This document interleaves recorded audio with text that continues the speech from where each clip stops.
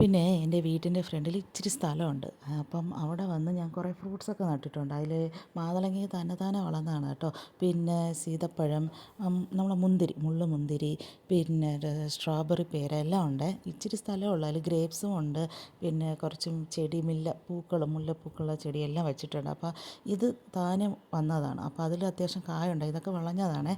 അപ്പോൾ നല്ല മുള്ളും ഉണ്ട്, കുത്തുന്നുണ്ട്. എന്നാലും പറിച്ചു. കാരണം വിട്ടുപോയാൽ അതിന് കിളികൾ എന്തെങ്കിലും കുത്തും.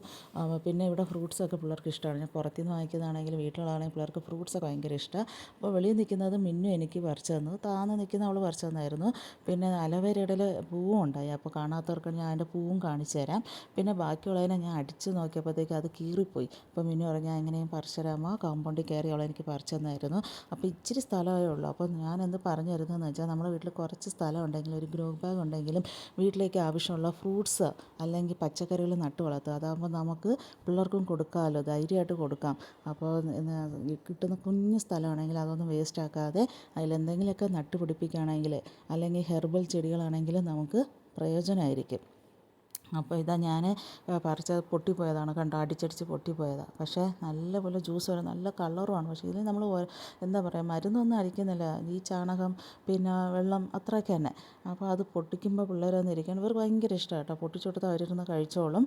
അങ്ങനെ ഞാൻ എല്ലാം പൊട്ടിച്ചായിരുന്നു, നല്ല മധുരം ഉണ്ടായിരുന്നു.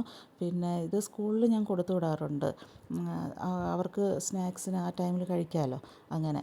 അപ്പോൾ എന്തായിരുന്നാലും നിങ്ങളൊരു ചെറിയ സ്ഥലമാണെങ്കിലും എന്തെങ്കിലും ഒരു ഫ്രൂട്ട്സ് ആകട്ടെ, അല്ലെങ്കിൽ എന്തെങ്കിലും ഒരു മരുന്ന് ചെടിയാകട്ടെ, ഒരു പനിക്കുറുക്കി, ഒരു തുളസി ഉണ്ടെങ്കിൽ, പിള്ളേരുണ്ടെങ്കിൽ എന്തെങ്കിലും ജലദോഷമൊക്കെ വരുമ്പോൾ നമുക്കത് അതിൽ നിന്ന് ജ്യൂസ് എടുത്ത് കൊടുക്കുകയാണെങ്കിൽ അത് നല്ലതാണല്ലോ.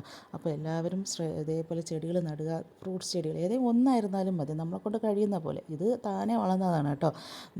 ഞാൻ നഴ്സറിയിൽ നിന്ന് വാങ്ങിച്ച നട്ടതിൽ പൂവ് മാത്രം വരുന്നുള്ളൂ, കായ്ക്കുന്നില്ല. അപ്പോൾ ഇങ്ങനെ പൊട്ടിച്ചു കൊടുക്കുമ്പോൾ പിള്ളേർ കഴിച്ചോളും. അപ്പോൾ വീഡിയോ ഇഷ്ടപ്പെട്ടാൽ ഒന്ന് സബ്സ്ക്രൈബ് ചെയ്യുക. ബൈ.